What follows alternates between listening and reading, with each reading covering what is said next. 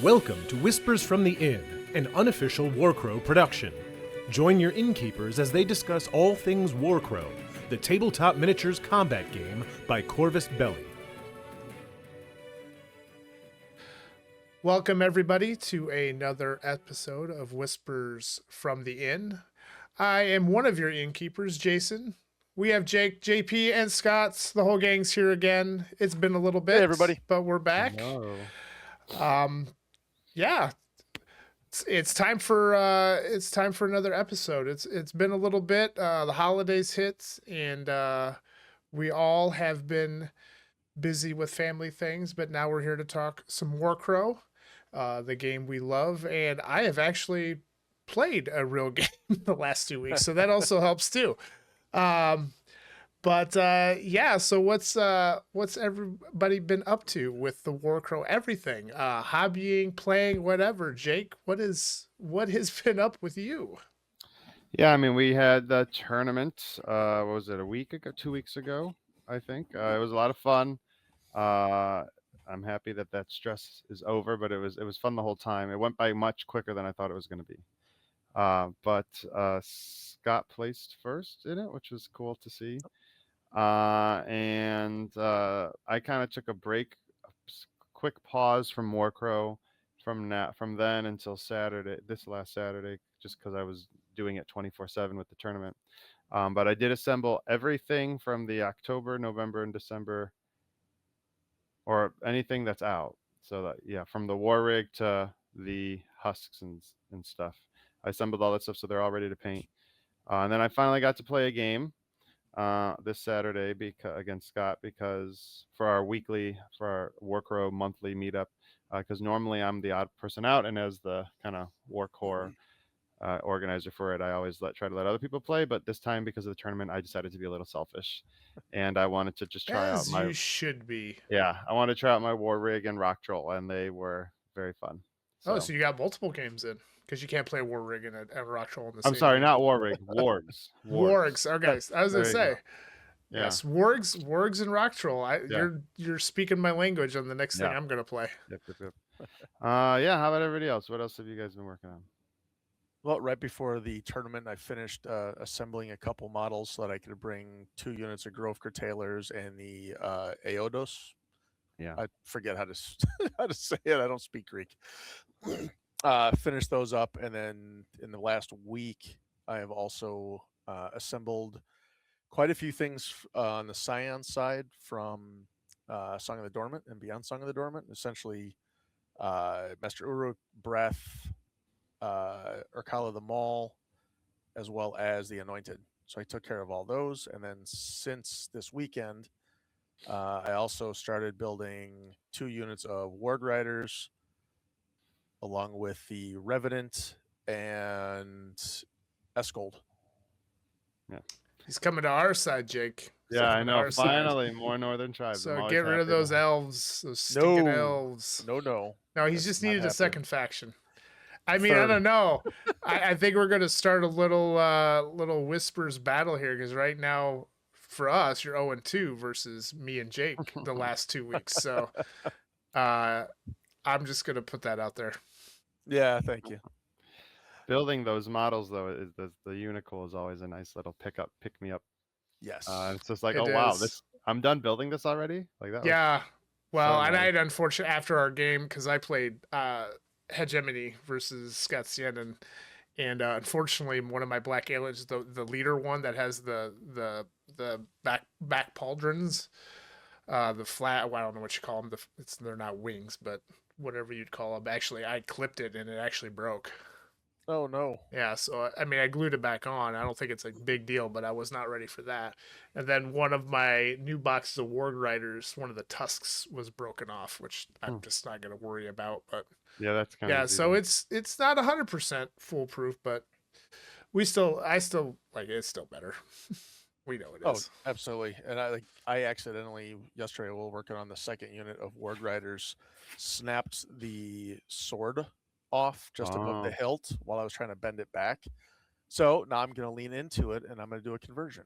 I'm going to cut off the rest of it, drill a hole through the hand, and make a spear with some brass rod and a tip, spear, little plastic spear tip. Nice. So that way, the second unit of Ward Riders stands out Are you gonna slightly do from the other one. a little like tattered banner or anything on the spear? Probably not. I don't just feel like Northern Tribes doesn't give a shit about banners. Yeah. They've got like the tusks or horns or whatever on the back, and that's probably about it. Yeah. How about you, JP? What are you up to? I got some tournament games in. I played, what am I up to? 5 games against Not Scott now. 5 real games of Warcrow, not our testing games, because those are very different than Yes. playing in a casual or competitive session. Working on my feudum. We're close to 250. We're getting there. One more release and you guys have One it. 'cause more release. I believe right now the max feudum can field as of the time of this recording is 240 or 245, depending on which high Yeah. command you pick.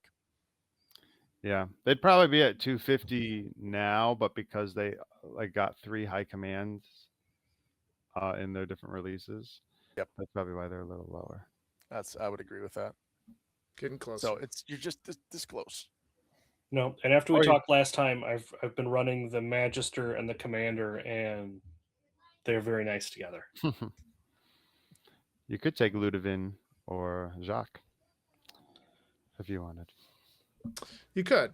You could. Could. You can play 250, but if you're a true feudum with no mercs, then you're stuck. But I don't know. I've been enjoying. Like I finally got a game in. I was gonna play in my local. Get that rolling tonight. But other things ended up happening, so I think I'm gonna pick up our local nights next Monday, and hopefully if I can drum up a little bit of interest. That's because I am officially done with football. Our fall musical is done. So all I have is esports and gaming, and that is it. I came home at 4:00 today. This is the first time. That's the earliest I've been home this school year. Wow, that's that's saying a lot. So my wife understands it's gaming time from now, but now she's starting to play other things too, and so it's chaos in our house. We play Dice Throne on Sunday too, so it's all over the place. But this is not a Dice Throne discussion. This is a Warcrow discussion. And JP, what are we talking about?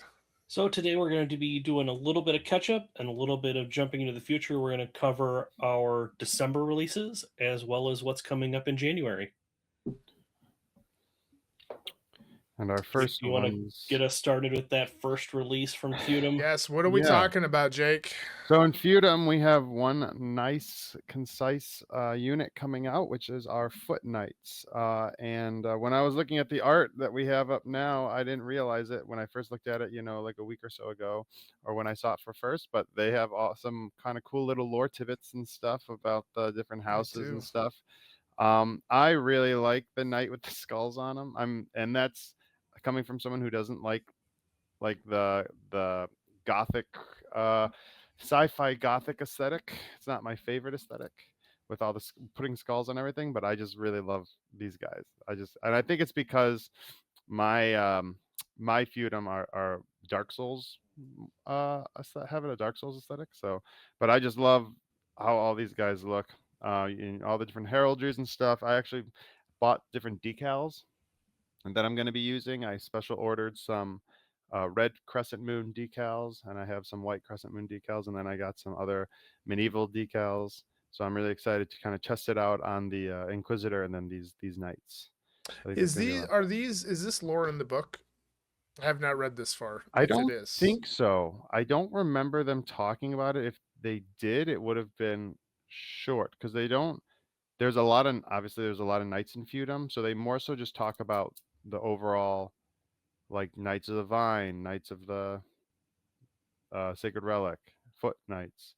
I don't remember them necessarily going into specifics. I'd have to reread it. I have to say, I do like that at least in these artist rendering, all of the knights have chosen to wear their red pants Yes. under their armor. Well, it's important. It is important. I like this. Their armor carries the chill of the grave. Yeah. Well, that pauldron is just really, really cool. Yeah, it's good stuff. The red I- one the makes me think Swan of Knight, I'm a little iffy on that one. Yeah. I think I'm gonna paint the swan. I was thinking of it today. I think I'm gonna paint the swan on top. Be a black swan. Maybe that might make it look a little different. Yeah. Yeah. Right. But- All right. Well, let's see but what yeah, these you can bad see boys the- look like. Yeah, you can see the renders here, and we were going through the different kind of renders they have, and some of them you can actually, they will tell you what material they're in, and these say plastic resin, so that's going to be our unicool, so you can kind of see them all, and as we kind of mentioning, Here's our unicool sculpts. fits really well. Typically fits really, really well. The most strife I've had with unicool is very sharp curves on the plastic, and you have to heat it up and rebend it back. Yes. Yep. But yeah, nice. Heat it properly, unlike what I did. Yeah. Yes. Hot water. Well, yeah, hot water. Yeah. And then cool it off. Bend it and then cool it. Every once in a while, I get cocky and I'm like, yeah, I can do it with a heat gun, and I can't do it with a heat gun. No, It doesn't- the hot water I think is Don't pretty do it with the easy. heat It's gun. pretty darn It's a easy. bad idea. It's easy. It's quick. Yeah. You can do it as many times as you need to. And if any of you like are really good with your kind of art styles and freehanding stuff, the shields are nice and blank, so you can really, anybody who's really good at that, you can go to town with it. And that banner too. Banner, yep. So There's and lots of really I'll good be- freehand opportunities here. yeah. I'll be a decal guy if I choose to Yeah. go that way. I just want to use deciding to do decals. I have some with having so many factions. It's easier for me. But then you can see them painted up in the next slide. Once again, you don't even have to do freehand. You could just do colors, right? So the yellow and blue for the, what knight is that? Bouillon. Protecting. I'd have to go back. Yeah, like that. And look. Yeah. Yes. And if you Yes, non-metallic bouillon, yeah. So yeah, they're cool little, and the non-metallic metal, if you like that too, if that's your vibe, go for it.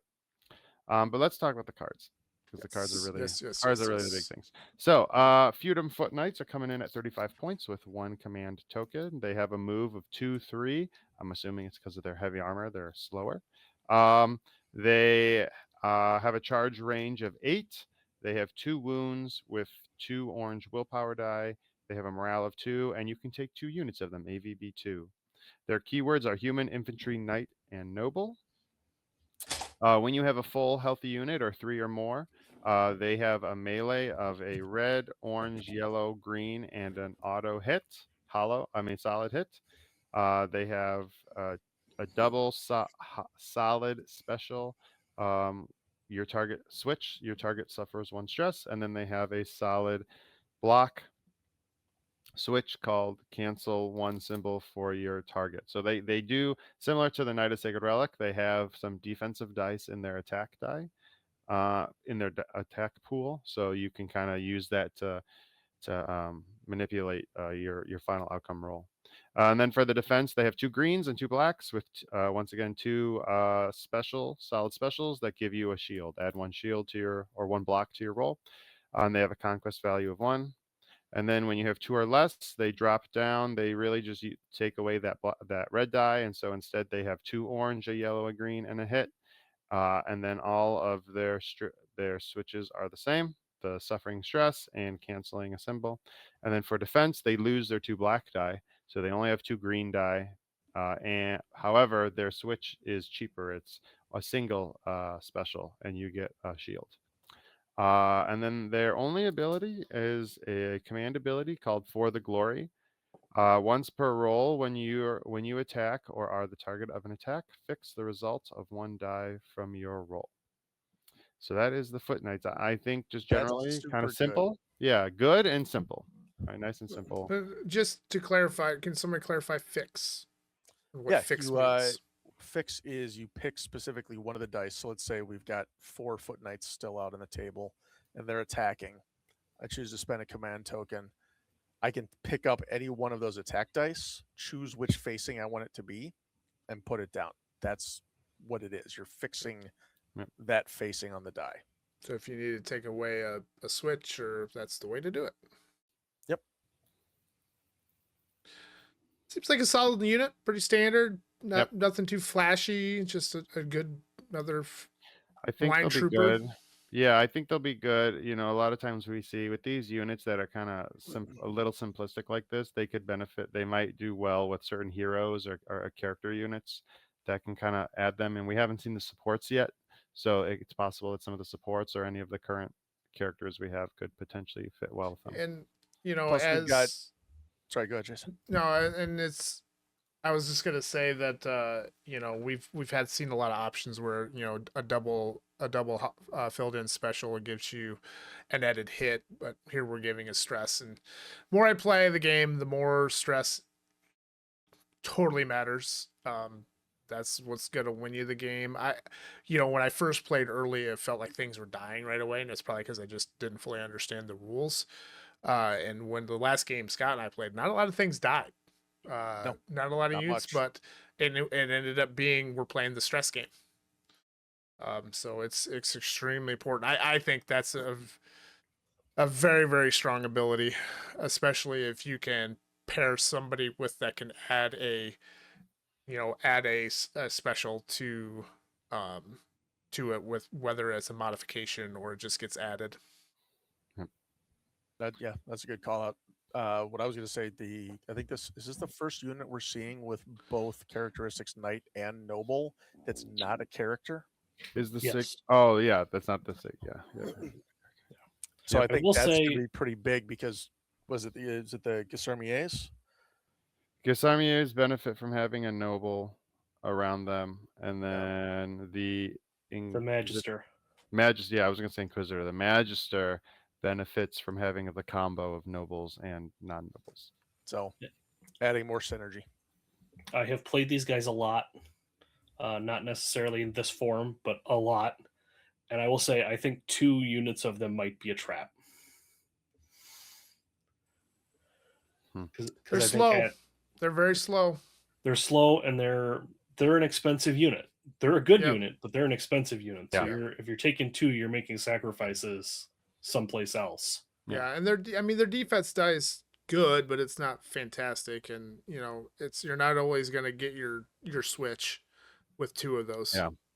My strategy now, and it could just be Unless you because- choose to do the command token. Then you can Correct. choose what you Correct. get. But then you're in the decision game then of like, whose command token am I gonna use? Yeah. And there's probably better ones. There could be better ones. I think it's very situational command token. You're not gonna use it every time you activate them. Yeah. But yeah, That- those are the foot knights, and I think JP is going to talk to us about our wonderful little scions. The Scions liberated. We have some cool. I'm on the lean, man. I'm on the lean just because the sculpts are so damn good. Oh, Yes. I wasn't gonna be a Scions player, but I am leaning. These are some great. I'm leaning. As long as you like tentacles, these are.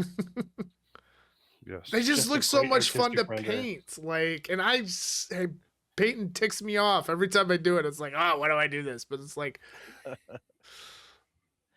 The tentacles are an interesting aesthetic. These are elves that have modified themselves. how many Nice legs are full there? 1, 2, weapons. 3. There's 4 legs. Yep, yeah, 4. around. Yep, yeah. 4. So it's not an octopus not or much. whatever this land's version of that is. Who knows? Who Who knows? knows? Yeah. If I remember Incoming the hoopoo. lore, Hoopoo incoming. if I remember the lore correctly, yeah, these are all elves that haven't quite attained the rank of master. Like they've started going through. these They're in the process, modifications. yeah. This is, I think, it also this is where the progenitor can really start to experiment on people. Yes. So I just I'd love say all the it eyes. shows us clearly how much the Scions truly love body modification. Mhm. Yeah, all the eyes all over the place and stuff. It's so crazy. So next we can take a look at our renders.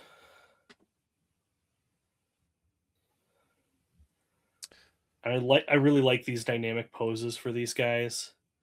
It is kind of nice that the tentacles are all kind of, at least from the renders, look like they're one piece. Mm-hmm. So there's not Yes. going to be a lot of, painting the back of the tentacle in front because there's Oh. material there. You're not going to see it. Yeah, the middle spot.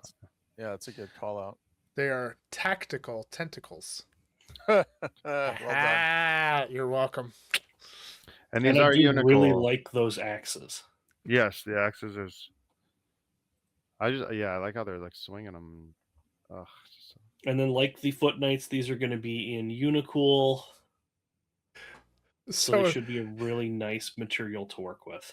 So anybody that hates painting eyeballs, you can go practice for this one.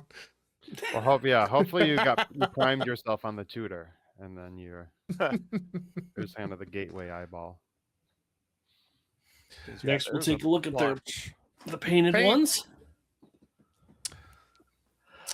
Again, we've Very got lovely. that nice cyan red skin.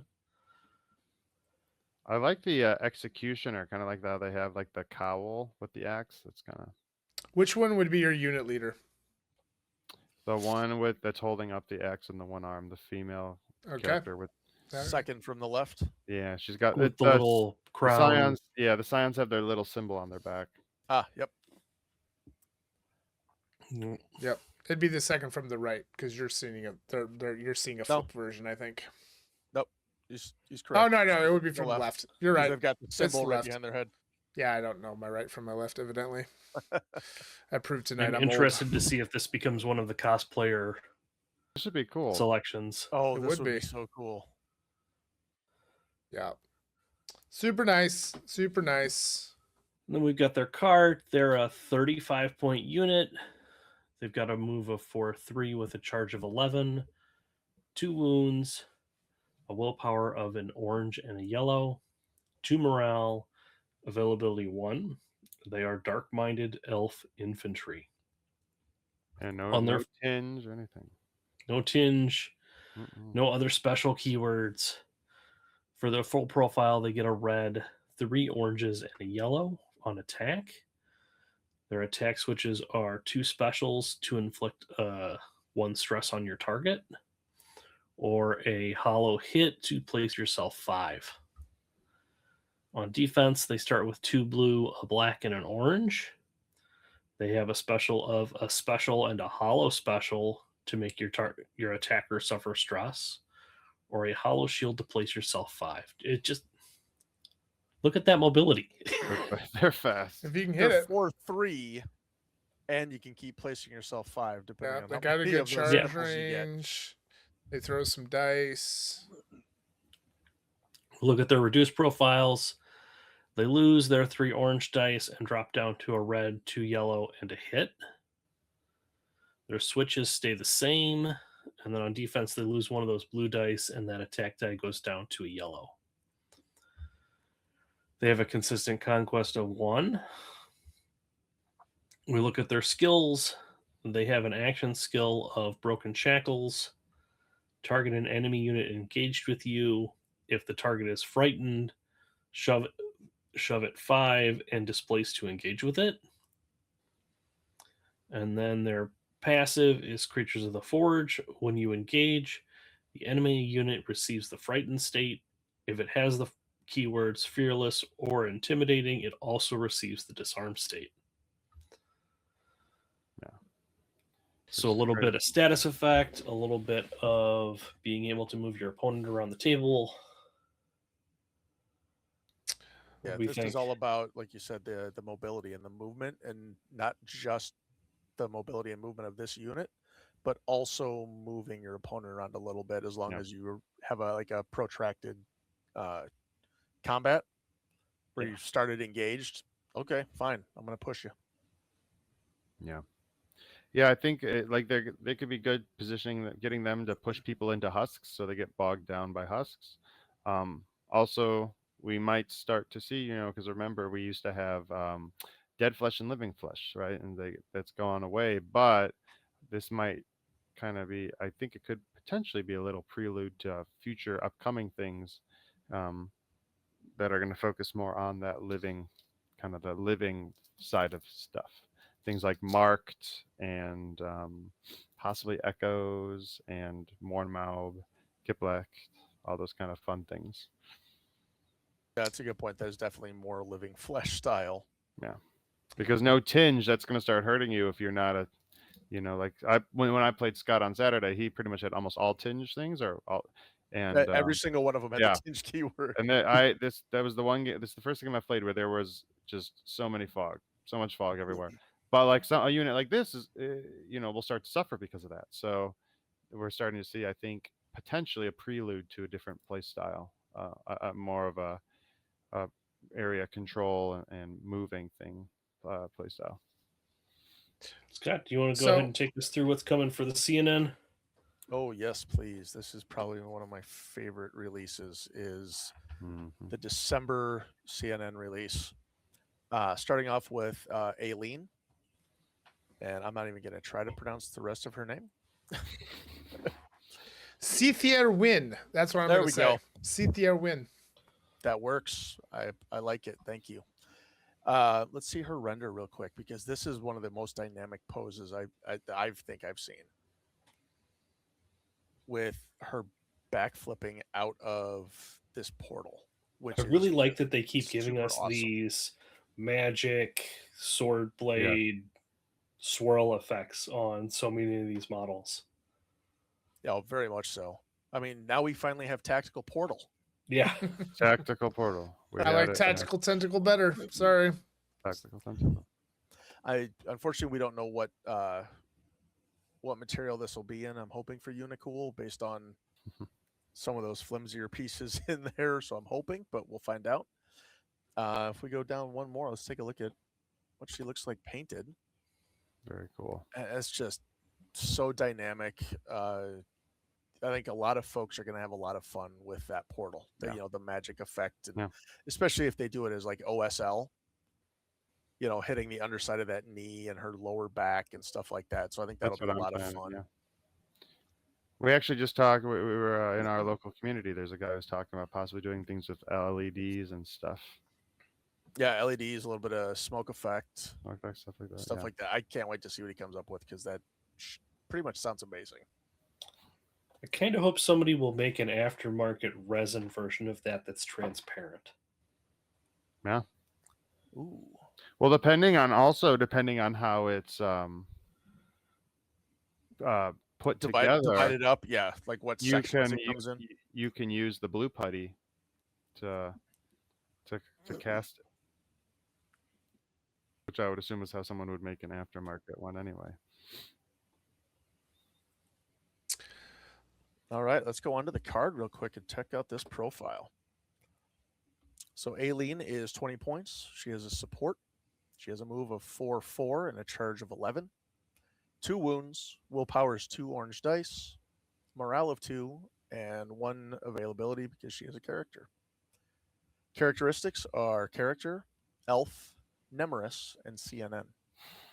Keywords: ambusher, dispel with a green die, and spellcaster.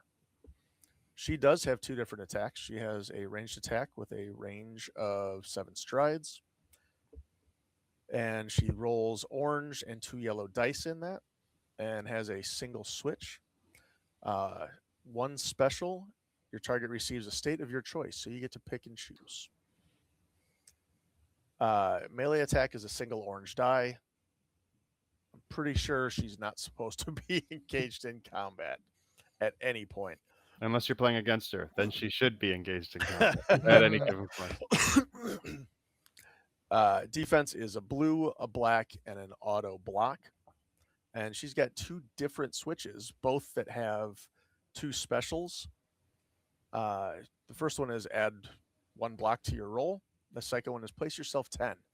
So she really wants to get out of there if she's on the defensive. So she does not want to stay engaged in protracted combat, because she won't survive. She's functionally a Nightcrawler. Like she's she really she's is a teleporter. Yeah, that's what's Oh man, you're gonna have to make me do that conversion now, aren't you? Yep, sure are. doing it now. The third You got the the thoughts pointy are ears going and through, everything. Kurt. All right. Yep. I guess we're doing Kurt de Wagner conversion there. You can buy 2 of them. It's fine. Yeah, that's not a problem. That'll be easy. She has a long skill, walk between realms, place yourself 10, resolve a ranged attack, place yourself 10. So she really just teleports That's in, fun. shoots, That's just teleports fun. away. That's just fun. Where it really kind of comes into play, though, is this next passive, 1,000 Masters. When you gather an attack or defense roll, add 1 die of your choice to your roll. Now, if I'm playing this character on the board, and that's probably going to be every single time I bring CNN, I'm adding a yellow die to my ranged attack roll. Why? Because I want to load up my opponent with states. That is her job. I think the reason this is just my lore. I'm always looking for the lore connection. She's a blowgun, a blowpipe, and I think she has like pouches of different poisons, so she can pick different poisons she wants to shoot at people. Makes total sense. It's just so cool, the lore that they always, That's just nasty, though. I can't even. Yeah. You could potentially give somebody all 4 states. Yeah, in one attack. In one attack, yes. And then run away. Yes, run away from a slowed opponent. It's just like adding insult to injury. She has another passive called Hey Listen. Target another allied unit within 12 strides. At the end of your activation, you may suffer 1 stress to place 2 your target. So if you've got somebody nearby and you want to get them moving just a little bit further, Aileen can take stress in order to do that. I think I'm going to put either a Korok or a Legend of Zelda fairy on her base because of that ability. Nice. Yeah. I think I'm going to, because it would make sense too. I think that's pretty awesome. This is one of my favorite design cards.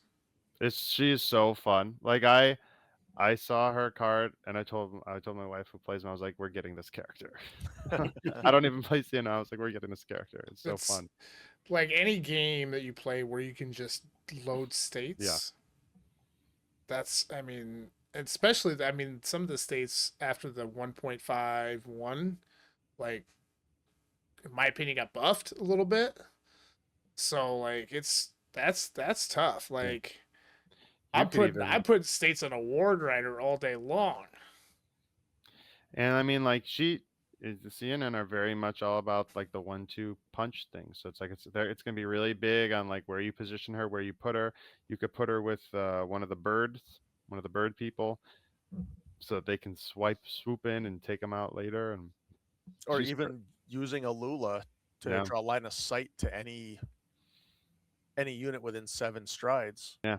Without actually having them see her back. Like if you've got a Lula on the board. Yeah, she could be on the other side of the forest and you wouldn't even know. It's gross. That's so gross. It's annoying, right? You're just this is what it must have felt like.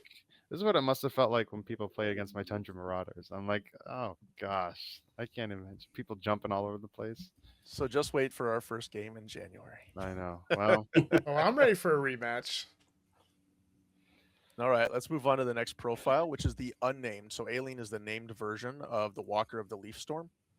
So the Walker of the Leaf Storm is 25 points and also brings 1 command token to your command pool. Still support. Same stat line at the top there. The move 4/4, charge 11, 2 wounds, 2 orange willpower, 2 morale, and 1 availability. Characteristics are character, elf, numerous, CNN. And keywords are ambusher, dispel with a blue and a black. That's slightly different. And spellcaster. I think in the top portion there, I think that's the only difference is cost, command token, and the dispel dice. Because it's green on Aileen and blue and black on Walker of the Leaf Storm. She does not have ranged attacks. She has a melee attack of 2 orange with no switches. And a defense of 2 blue, 1 black, also no switches. Again, she is not going to be around for doing attacking. she is all about these next three things. One is her spell, then her passive, and the command ability that she brings to the table. That's really where this profile shines. It's nice too because with all of these generic and named characters, they do a nice job at making them very different, where it's not Yes. just like, oh, this is Marhale and this is the aid. It's like, no, the Marhale is just like a little bit of a better version of an aid. It's like, no, they're functionally different characters, and they bring different things to the table. Like bringing Ynir and Alula, they do different things, and it's just really nice because you're not just like, oh, okay, this is like a captain, and then this is like a named captain. It's like, no, the named characters have different experiences narratively, and so they do different things. So they can both be useful. That's a great call out. Like, I've played other game systems where you're right, the named character just has slightly better stats, Mm-hmm. and that's it. In here, you've got very different flavor to each Yeah. one of these characters, and I love it. It makes the unnamed characters still valuable. I would say. It makes Oh, it absolutely. And actually, I've seen a lot of people take a lot of the unnamed, the generic heroes, generic characters instead of the name, just because they do different things functionally for the builds that players are going for. Right, like the tattooist, Yeah, I love the tattooist. I have taken contender. Yeah. In Feudum, Armory, and the Syzygian. I'm always Yep. taking the Syzygian. Yes, I may Yes, not always you take are. Armory, but the Syzygian is going to be in every list I make. I was gonna say, I'm fairly certain, JP, you add that first and then the rest of the list. Pretty much, yeah. It's Gasarmier's, Syzygian, and then figure out who my commander's going to be. Nice. Let's get to her spell here, which is called Enter the Portal.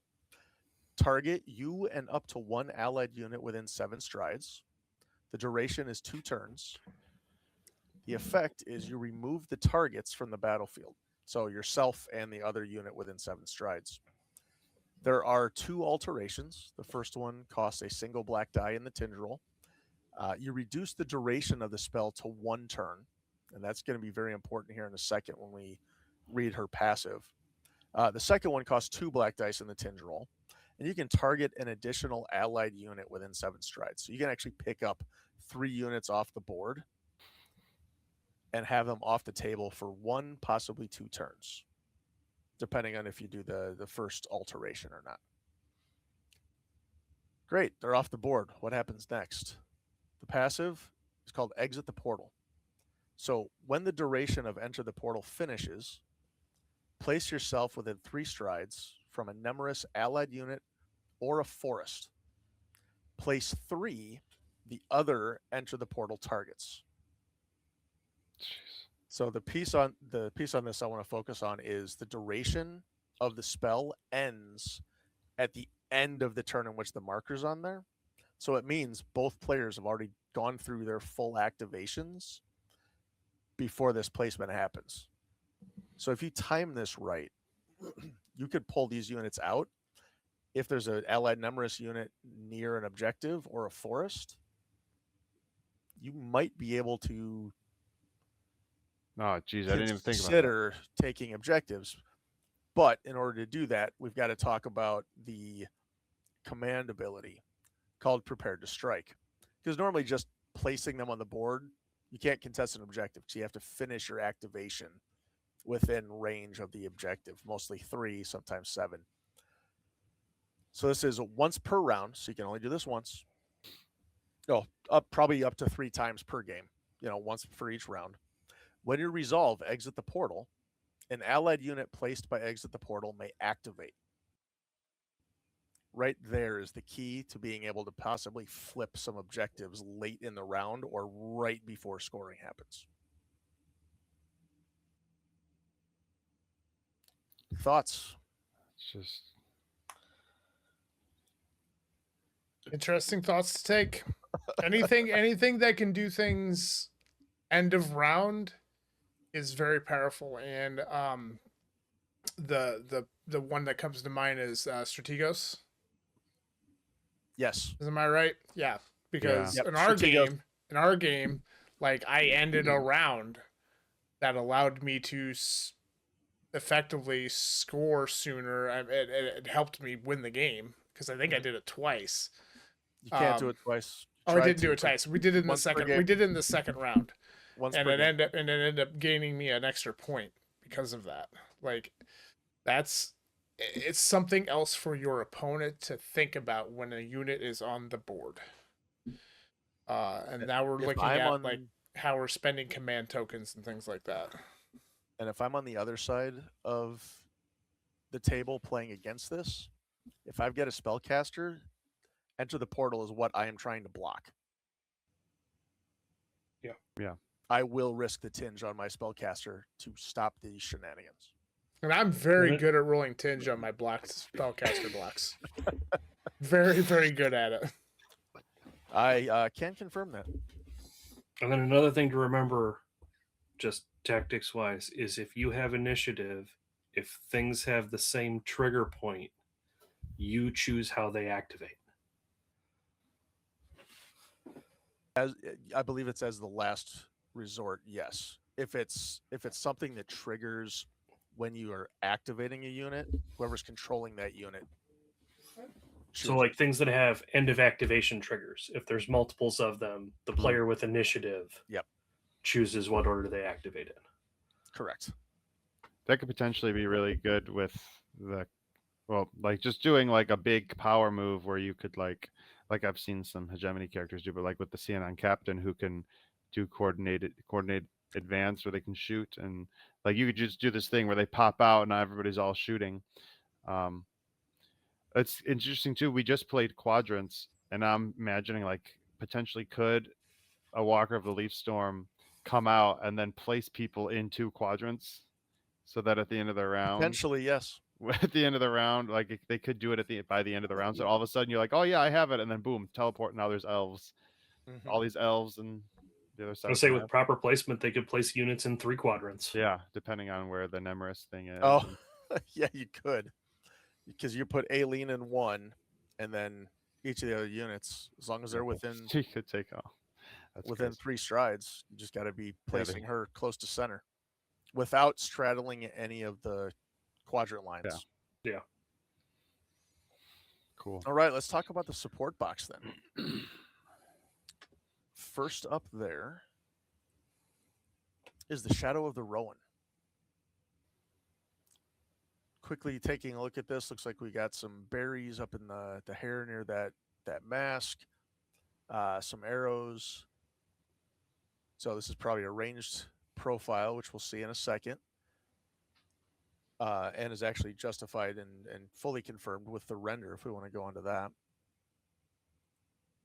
That quiver is so cool, man. It's As just an the whole archer, thing. yeah, as somebody who is an archer, I'm always like, I always like looking at different sculpts they have. For Archers have always been a favorite of mine over the years, but I was also a big Robin Hood fan back in the day. So Yeah. Yes. it was huge. It's my favorite Disney movie. Ah, okay. That makes sense. Well, you're gonna like Robin the Outcast, hopefully, when he comes out at some point in the far future of Warcrow. That's true. And now we've got a tactical, I think that's an actual tree limb. That might even be a sienna tree. Tactical Sienna tree. Tactical sienna tree, potentially. Which is super Very cool. Let's see him painted. That's just so cool looking. Especially the way they've got the branch he's standing on right next to the other branch in the foreground there. It just looks so thematic. I'm a big She's fan. and she's like elevated up high too, so if she's in a unit, or not if she's in a unit, but if she's near a unit like behind, you'll be able to see her over everybody else, which is always cool. Visually, yes. But Visually. not for gameplay stuff. No. Purposes, Just yeah. just Yeah, visually. Visually. Looks super cool. Yeah. Let's talk about her profile. Shadow of the Rowan is 25 points, brings 1 command token, is a support, move of 4/4, charge of 11, 3 wounds, willpower of orange and yellow, 1 morale, and 1 availability. Characteristics are close to the same as what we had before. Little change. Character, elf, shadow, CNN. Keywords of ambusher, preferred terrain, forest, or rugged. Two different attacks here. We've got ranged attack at 18 strides, rolling red, 2 yellow, and 1 auto success, with 1 switch, a hollow success. You can give stress to your target. Melee attack is a red die, orange, and 2 yellow. No switches. And on the defensive, there is a modifier, so you can gain stress to add a block and a special while you're rolling a blue and 2 black dice. With a 1 singular switch, 2 specials, you can cancel 1 success from your attacker if it has stress. So you really want to, if you're engaged with anyone, hopefully they've got stress, because that'll allow you to use that switch. And a conquest value of 1. The first skill that we have on the card is a command ability called Hidden Traps. Target an enemy unit within 12 strides. When the target declares a charge or assault, resolve a ranged attack of value red, orange, orange against the target. This attack gains the switch, single special. Your target suffers 1 stress. So there's a good chance that your opponent, as they're charging in, gets enough stress just from this single attack before they get into close combat that they might have to also make a demoralization check at the end of the round, even if they win the combat. Now, does it have to be that unit getting charged? Because it says charge when it declares a charge or assault. It doesn't say on the model. Correct. I'm thinking, like, if the Alula is around, you could be shooting at people through. You could have all your traps hidden, like on the other side of a Absolutely. The Shadow of the Rowan does not have to be the target of the charge or assault. Jeez, so it's going to be all you want about. to keep them flanking off to the side within 12. Yeah, they're all flanking through the shadows, and that's crazy. But the shadow can also do that and stand and shoot. If it's the one being charged. If it's the target. Yep. Now we've got 2 passive abilities. This first one I love. I'm in love with this one, called Behind the Trees. Target another allied unit within 7 strides. At the end of the activation in which you deploy as ambusher, the target may attack, charge, or assault. So combos. You want to pick and choose. Yes, you want to pick and choose when you ambush this unit in and where on the board. The one thing I would say as well is to keep in mind that the target that you hit with Behind the Trees, it does not say that they activate. So if you have them charge or assault up next to an objective, it will not trigger the check to see if the objective control switches, unless the Shadow of the Rowan is also within that trigger range. Did you test it when a unit ends its activation within 3 strides of the objective? There's a lot. Sorry, go ahead. There's just so much popping out of so much, like they show up, like in the CNN announce, there's just so much like we show up and stuff is going down. We show up and stuff is going down. They're just popping out all over the place. This is the best done guerrilla warfare tactics I've seen in a game. It's like what the Romans felt like trying to go into Scotland and stuff, just like all this. The Teutoburg Forest. Yeah, this crazy warfare. It's very cool. It's very, very cool. JP, I think you were going to say something. No. Nope. Man of little words. He's like, I don't play no CNN. I was thinking very loudly, apparently. I thought I heard a different voice chime in there for a minute. He's so paranoid about the elves jumping out. He was trying to listen to see if there was one behind him. Exactly. They're everywhere. The final passive on here is camouflaged. No line of sight. Target all enemy units further than 7 strides. If you are within 3 strides of any terrain element, the targets cannot draw line of sight to you. So that's a change from camouflage that we've seen. right? Because we've seen the ones where if it's further than 7 strides, like I think the Dark Master has something similar. And then, so Dark Master has something very similar to this, but haven't we seen others where it's you can make a willpower test, or you have to make a willpower test to see them? Yes, because we played that just recently. Your units, So, because I yeah, had to so roll. I this don't is- remember who you had, but Shadows of the U. is it the you? Yeah, thank you. Shadows yeah. of the U. Yeah. Yep, you can do a willpower test. Because you kept forgetting and remember, oh, you got to do a willpower test. And I'm like, I already rolled the dice. Just kidding. You had Drago on the board anyway, so it didn't really matter. Oh, You weren't going to fail a willpower test. But so the point here is that the camouflage, this is a slightly different variation of camouflage than we've seen. To me, this between the Walker, the Leaf Storm, and this Shadow of the Rowan, we're really starting to see economy of activations for CNN. Yeah. It's just my mind is still just like, oh my gosh. yeah. It's It's a lot gonna of be jumping all around. I mean, they're nobody in the else does it. walls. Nobody else does They're it. in the I mean, walls. Shannon's the only one that does it. Like and this. they do it well. This is Yeah.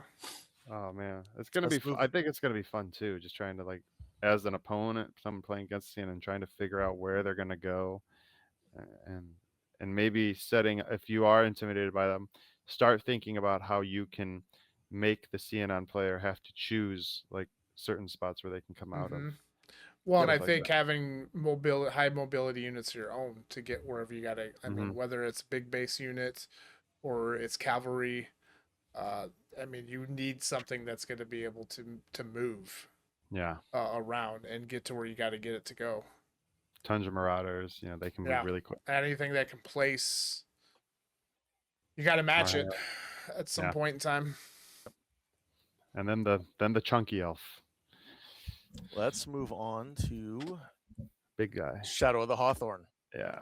Oh, do you Now- guys get a big one now? No, this Well, I is mean, just- I Oh, mean, this he's is just guy. like He's yoked. just He's yoked. yoked. He's He's just yoked. yeah.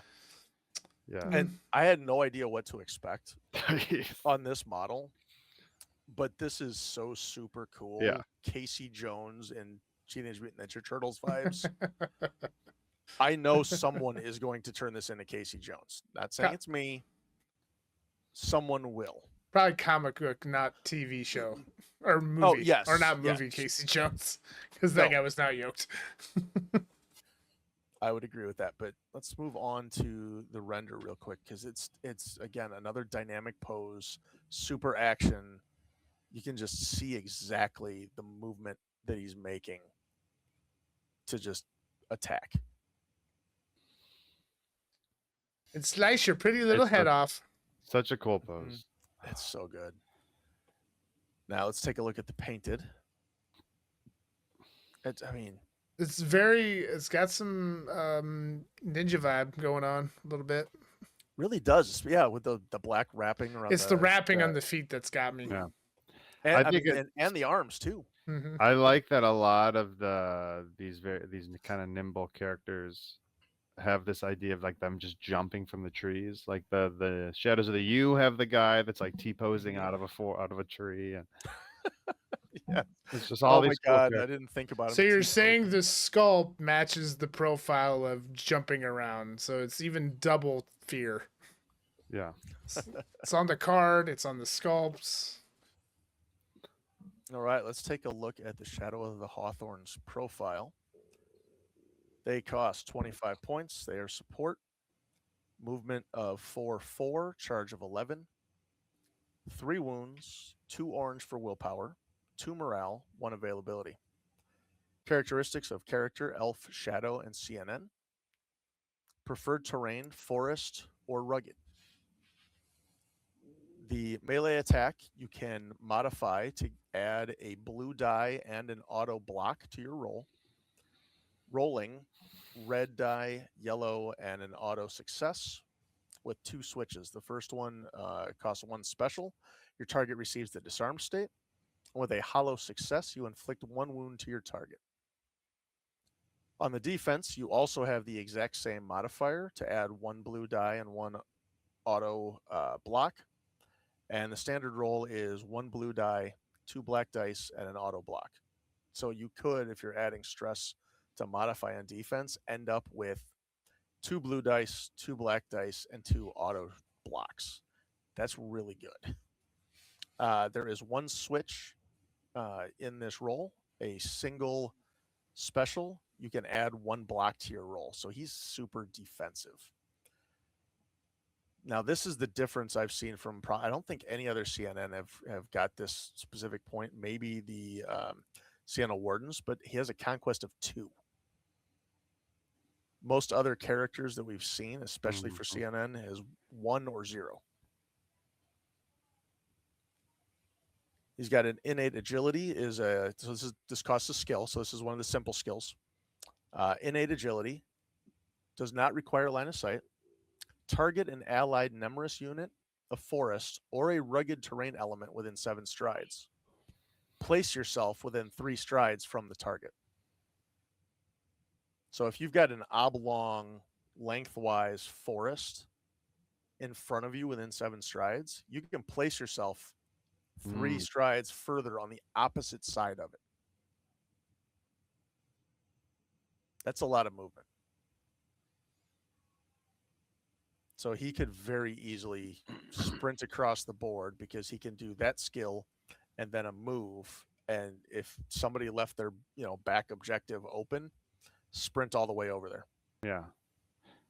I'm just thinking about all the different forest templates I made for all the stand-on players, and I have I call it the hot dog because it functionally looks like that. But I could just imagine somebody, imagine a hot dog. This guy just goes on one end of it, and he can easily go through that, and that's cool. Yeah. And then finally, he's got a passive called Isolate the Enemy. Target all enemy units engaged with you. The targets reduce their conquest value by 1, plus they cannot perform movements or be placed. He's a point holder. And they He can't. is a point holder. He's a get to a back point and hold. They can't move out of combat, right? They can't. They can't move out of combat. They can't even flee. They could displace. They can displace. So you could feasibly get him across the board, lock down an opponent, leaf storm or to portal a bunch of people back there, and all of a sudden now there's elves in your back line after 2 or 3 turns. Yeah. Or like have them portal away, get him back there, and then by the time he gets back there, everybody else is portaled. There's just so many shenanigans. That's cool. Yep. So I mean, he's not gonna kill anybody, but he doesn't need to. I mean, just he's effectively a 3 conquest model because you're reducing costs by 1. So he's essentially it could actually be more than 3. Because if he's engaged with 2 other units, each one of the other units reduces by 1. Correct. Yeah. You just have to. I mean, you're not moving him. You're not killing him easily unless you. Even vulnerable probably doesn't do much. You've got to inflict direct damage through switches. I mean, you're still. I mean, it's a good dice. You have an auto block, but you're not probably going to be spending. You're not modifying a whole lot because you can only maybe once because you don't want to stress him out because he's still only a morale of 2, and you have no mitigation to remove stress other than recovering.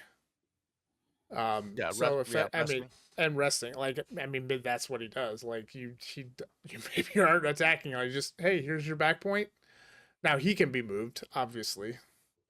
I just saw that the sprigs also have branches and vines. They do the same thing. They can lock down somebody too. Mm-hmm. That's wild. So this December release, like I said, not only are the sculpts amazing, but each one of the profiles is super unique and different from what we've seen and what I've seen in any other game, and really brings a lot of different flavor and tactics to CNN, and it really brings that hit and run guerrilla warfare style. All right, I think that wraps up our December releases. Jake, would you like to talk about the January Would releases? I? So Scott loves those CNN. I love the Clouded. I think they look so cool. Um, I just love, prehistoric stuff, especially Ice Age stuff. And these guys just look like Far Cry Primal or whatever. Just ugh, these elves just look so cool. Very much kind of like primitive, the skull masks. And then the clouded, I thought they would. I was here. I'm thinking very linearly with how all the other mounted cav units are. Where I was thinking like a not Thundercat, Battle Cat Oh, style, like mounted large cat that they're riding, and this is just so much cooler, where it's more like a symbiotic bond between the two, kind of very much a D&D ranger. I could see. yes. I literally had that thought as a DM. I'm like, if I ever play in Lindworm, somebody could be a ranger with this guy. And they just have such cool sculpts. I love the pole arms on the one guy, and the other guy, I don't know the name. I can't remember the name of the weapon, but basically the climbing whatever things blades, the 90-degree blade. Um, they're just so cool. I'm gonna almost guarantee someone out there in the world will be painting this exactly like a very well-known ranger with scimitars and a Yes, black cat. yes. It's Someone will do it. Somebody Multiple will do it. people. Maybe me. Maybe. Maybe you. You can always buy more than one. I don't know. We could see somebody do a He-Man and Battle Cat and a Skeletor and Panther Oh, we could, yeah. Oh, as the two man, models. that'd be fun. Yeah. My wife, when I showed my wife, we were talking about Wakanda and some different kind of Black Panther, because I also have a Night Court style, Twilight Court themed for my guys. So these are going to be Black Panthers for me, definitely. Nice. But yeah, we can go to the artwork, or the I'm sorry, not the artwork, the painted up versions of the models. You can see them there in their environment with the etherealness coming off of them. These panthers are known to live in the fog, or they've been in forests with the fog. So they're very selective on who they bond with. Oh, and seeing the weapon, I think, is that a comma? Maybe, yeah. Kama. That might be it. Let me ask my friend Google. See what that says. But yeah, I think that I'm gonna try to do some cool OSL with that. Yeah, comma, that's what it's called. Yeah, just some cool OSL with the etherealness, and they're just fun. That's gonna Glowing be really eyes. cool looking. Yeah, Yeah, glowing eyes and just with your style, yeah. seeing like that ethereal fur flames or whatever those Yeah, are on the back and the legs. That's gonna yeah. be really cool looking. They're one standing on a giant mushroom, so like it kind of, even though obviously the based model, right, it has to be on the base. I'm picturing like these guys are way up there, like they're just way up in the canopy, moving around. But let's talk about their cards here. So the Clouded are a 30-point unit with no command tokens. Their move is 3/3/12. Remember though, their base is 4 strides. So That's a that's threat really, of 16. yeah, that's Wow. much. It's I play Spider Foes and Crisis Protocol. They all have big bases. They look slow. They're not slow. They got big bases. They have 3 wounds each. Their willpower is an orange and a red. I'm sorry, orange and a yellow. Morale is 2, and then AVB is 1. They are cavalry, elf, Nemeris, and Cianon. And then their preferred terrain is rugged, forest, and then they are scout units. When you have both of them, full 2 models, they have an orange and two orange and a red attack die, melee die. They can also stress to take on an additional red and orange. And then they have a hollow special switch where they can inflict an extra full wound, a full damage, not a hit, just a full damage to your target. And then they have a hollow success, a hollow hit. Your target receives a vulnerable state. On defense, they have 2 greens and 2 blacks. They can also stress themselves to get the same, the red and orange. And then they have 2 solid or 2 regular specials. If you are engaged, place yourself 5 with a conquest value of 1. When we drop down to just one of them, really one of the big things, the only thing that changes on melee is that there are 2 orange dice go to 2 yellow, and then on defense they lose a green die, so they only have 1 green and 2 blacks, but they keep their conquest of 1. And then we have their 3 abilities. So they have 1 skill, predatory jump, place yourself 12. So they're fast, very fast. And then we have 2 passives. First one is predators. When you engage during your activation, the enemy unit receives a disarm state if it didn't have line of sight towards you at the beginning of your activation. And remember, they have favored terrain, forest, so they can be hiding in the forest and moving through the forest. And then they also have camouflaged. No line of sight, target all enemy units further than 7 strides. If you are within 3 strides of any terrain elements, the target cannot draw a line of sight to you.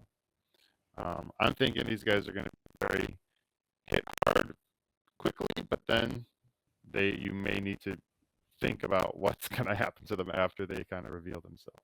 Yes, exactly. And I really like the flavor that Predators adds, because Jake, is exactly what you were saying. You feel like they're up in the canopies, you're ready to pounce down. That's exactly what this is. It's just it adds that extra cool feel to it. So if you can jump from one side of a forest to the other to engage with predatory jump. Yeah, and you could move them from just straight from a forest to another forest if you have a board. I was mentioning it before at the last meetup. I want to do a game where I play against Cianon, or I want to do Cianon versus Scions, and the only terrain is forest terrain, but it's Seal the Rift and then the fog scenario from the rulebook, and so both have upper hands in their own way, and I just want to see how that battle goes. I'm your Huckleberry. Let's do it. Because that would just be let's do it. It sounds like a lot of fun. So I think the big strategy here is, if you're playing CNN, hopefully you're getting good at noticing kind of where to initiate combats. And even when I was talking to JP a little bit on Saturday, we were talking about how they might struggle a little after the initial, after they do their one thing. You got to think about now, like when they're out in the open, what's going to happen. Yep, pick and choose how you use them. Absolutely. But yeah, if nobody has anything else to say, Jason, what do we got coming up? We got things coming up. There's no slide for that. We've got, so in February, we have our Feudum support box. So this will be the Guisarmiers. Am I correct on that? Yeah. Yep. Whatever you want to call and them. then hold on. Guisarmiers are coming also in January. So those are in January, yes. Which is the only one that's right. net new. And Intact. The Guisarmiers and Intact will have their own single box, so you can buy extra units. That's right. That's January. And then February we talked about Guisarmiers already. We'll talk about the Intact when we do the other half of Dormant. And February, we have the we are speculating for February. We are speculating. This is the speculation. Sorry, I did not read my notes. This is our dreaming. We're hoping for a Feudum support box to get us over the 250 point threshold, so we have some choices, because we're not quite there yet. We will be in. Are we there in December, or we're not quite? We're there in December. We're there in December. Already, yeah. So Foot Knights get us there. You can finally play a 250 point game with them without mercs. So we'll be looking forward to that. And then we're also kind of hoping that we have some Scions support box. And we also are guessing that maybe the CNN will get the Econ, the Centaur Elf, or the Moss Hermit is what we are predicting. Because those are the only 2 possibilities left based on the unit listings in the book. Yep. And then, gosh, we're like kind of getting close to the end of the book, are we? Like, We got to be getting really close. Feudum's got more. Well, Feudum and Level. Scions have a little bit more because More. they're They need basically Cav. what, halfway. Yeah, they need Cav and big guy, Bird, and Yeah, I'm so we assuming got a one few mount more. So we got a few more. Maybe Cavalry, enough to ranged be sort of units. Gen Con. range. Yeah. Might get us to Gen Con. Yeah, there might be a big push. Mount if we follow the same trend that we saw before, it's possible like there might be a big push with the dwarves for March and April, and then they'll just filter in with the kind of standard releases. Yep. Well, and by that time, I believe CNN will be done, so they'll kind of. And we Yeah. have a whole nother faction to worry about here, probably in the next Adepticon, where we finally Exactly. get our Mount Haven, and then we'll Oh, be guys. talking about our dwarves. You know, as we were kind of going through like towards the end, like when we transition over to the 35 point liberated, I was really thinking about, you know, we have enough units that like where I was thinking about, okay, we have a 35 point foot knight unit, and how does that compare to a 35 point liberated unit as far as, you know, point totals and what they can do, and you know, are they the same? Are they equal? Is one more stronger than the other one? And not necessarily like totals need to be tit for tat, but obviously a lot of combos with that have to deal with that as far as what makes a unit stronger or not. Just some tidbits I was thinking about as we were kind of going through those. All right, what is coming up next? So next for this channel, we're going to continue the Song of the Dormant reviews for Scions, because we've already done, as Jake said, we've already done the Feudum, so we're going to do the Scion stuff.